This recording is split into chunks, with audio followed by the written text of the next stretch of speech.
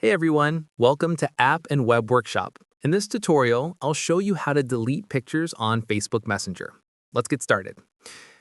Open the Facebook app on your phone.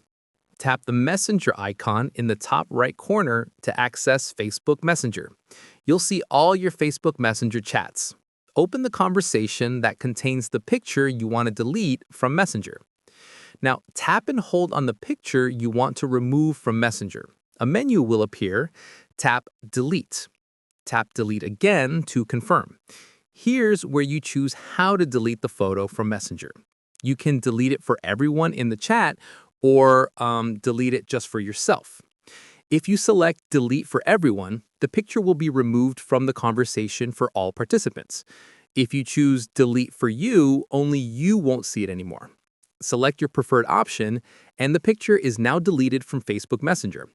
You can repeat these steps to delete other pictures or photos from your Messenger chats, whether they're images you sent or photos someone else shared.